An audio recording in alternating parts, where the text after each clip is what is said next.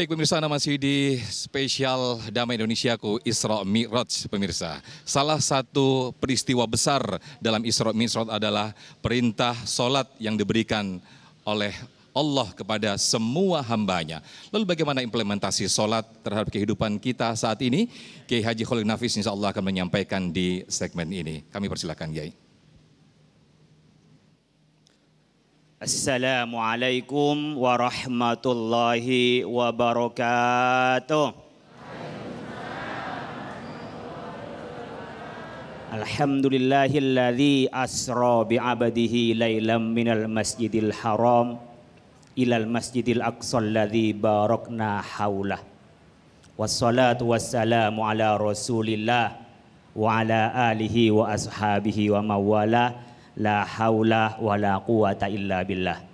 Subhanaka la ilma lana illa ma 'allamtana innaka antal alimul hakim. Bapak Ibu sekalian, wabil khusus Habibun al-Mahbub, Habib Al-Kaf dan Mama Ded, Ustazah Mama Dedeh. Bapak Ibu sekalian, jamaah Masjid Al-Furqon Boulevard Bekasi rahimakumullah. Ibu bapak 2 tahun jarang jalan-jalan kan? Gara-gara apa? Udah tahu. Ibu bapak kan seneng kalau jalan-jalan kan?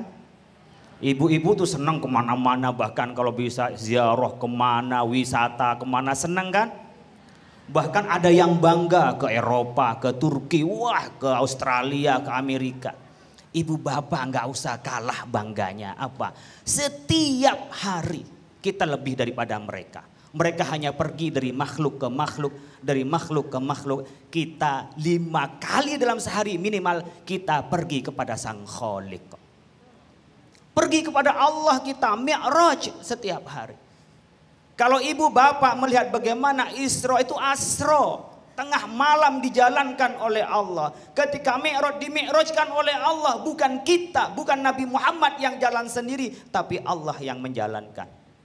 Jadi hal yang nggak masuk akal dalam agama itu terjadi dan tidak bisa jadikan akal sebagai barometer untuk menilai agama benar atau tidak benar. Tapi begitu juga jangan sampai kita ini beragama tanpa berakal. Putusannya gimana? Akal digunakan untuk memahami agama, tapi kalau akal tidak sampai, serahkan itu, agama lebih besar daripada akal itu sendiri.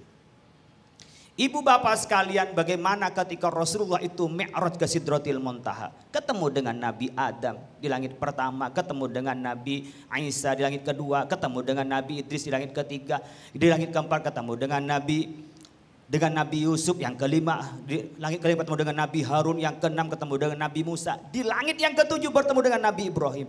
Dan menurut Ibnu Katsir, Rasulullah setelah pulangnya menerima sholat 5 waktu dari 50 yang didiskon itu, tapi pahalanya sama dengan 50 menjadi imam.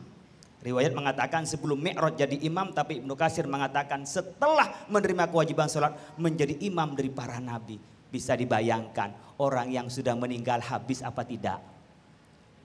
Para ulama, para pejuang tidak habis, tidak berarti hilang, tetap ada Bapak Ibu sekalian, cuman kita yang tidak merasa. Begitu juga ketika kita meneruskan perjuangan para ulama, dari para tabi'in, dari para anbiya, sampai sekarang kita tetap dalam satu alur bahwa kita adalah tauhid kepada Allah Subhanahu wa taala, dan tauhid itu kita pelihara Bapak Ibu sekalian pada saat sholat. Kalau melihat orang baik tidak baik, kalau mau ngambil menantu, mau cari teman, lihat sholatnya itu rajin apa enggak. Bu, kalau sholat itu bisa khusyuk apa enggak? Jangan sampai ketika sholat Allahu Akbar, ingatnya apa? Jemuran. Ya, bapak-bapak, Allahu Akbar ingatnya pekerjaan. Makanya ada teman menjadi pola, kalau kuncinya hilang lupa naruhnya takbir Allahu Akbar. Bisa ingat ditaruh di mana kuncinya itu. Nah ini yang ketawa nih, yang pengalaman ini. Ibu bapak sekalian, memelihara diri kita kepada Allah dengan sholat.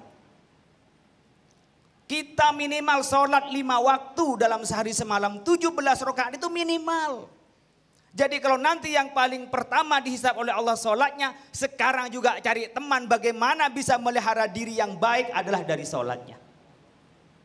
Tapi sholat yang benar. Ada seorang sahabat datang sholat. Allahu Akbar. Buru-buru cepat. Allahu Akbar, Allahu Akbar, Allahu Akbar. Cepat kayak orang olahraga. Apa kata Nabi? Sholli. Fa innaka lam tusolli. Sholat. Anda belum sholat. Sholat lagi. Allahu Akbar. Cepat banget. Kapan dia itu bisa zikir kepada Allah? Nggak nyambung, nggak mi'raj. Kita tuh misalnya sholat tuh mi'raj Bapak Ibu sekalian. Suruh sholli fa innaka lam tusolli. Sampai 3 kali. Apa dikatakan Rasulullah?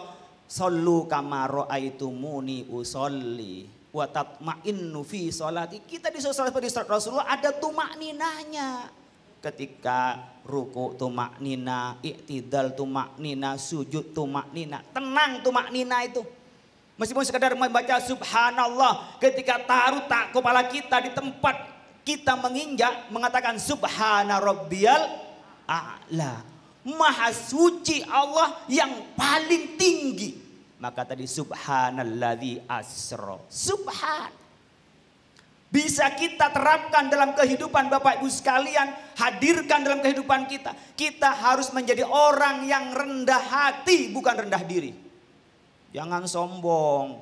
Saya kan sudah baik ke orang lain. Saya sudah temenin orang lain. Saya sholat rajin. Saya pasti masuk surga. Enggak juga.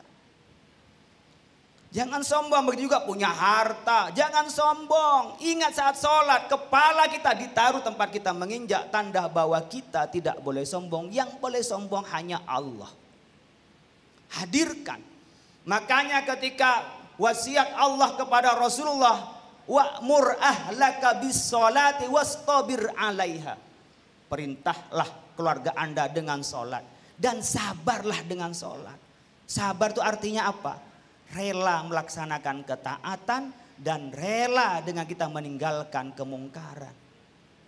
Ini pada diem merasa rajin sholat atau enggak ini? Saya khawatir, iya saya sholat kok bolong-bolong ya gitu.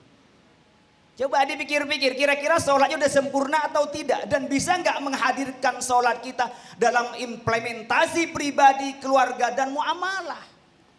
Pribadi kita itu menjadi orang yang ajib Bapak Ibu sekalian. Disiplin dengan waktu. Ketika kita berjemaah, kita tahu satu saf dengan yang lain. Dan pahalanya berkali-kali lipat, 25 sampai 27 kali lipat. Betapa sholat itu menjadi kendali bagi diri kita dan menjadi kendali dalam kita berkeluarga. Dalam kita bermuamalah, maka kita ingat yang menjadi kunci sholat berpengaruh. La sholata illa ma'ukila minha. Sholat baru ada tanha anil fahsya wal munkar. Sholat bisa jadi kontrol, sholat bisa pembangunan karakter apa? Kalau dalam sholatnya kita ngerti dan kita khusyuk. Mudah-mudahan bermanfaat. Amin ya rabbal alamin. Terima kasih Kiai. Masya Allah kembali kita diingatkan oleh guru kita. Ternyata Allah memberikan kesempatan seluas-luasnya kepada hamba-hambanya untuk melakukan mi'raj pada saat kita sholat. Insya Allah tentu saja untuk mempertebal pemahaman kita, menambah pemahaman kita tentang hikmah daripada Isra Mi'raj, kita akan segera jawab pertanyaan-pertanyaan Anda selepas pesan-pesan berikut ini. Tetaplah bersama kami dalam Saku Spesial Isra Mi'raj yang dipersembahkan oleh Sarung Wadimor, tentu sarung kita.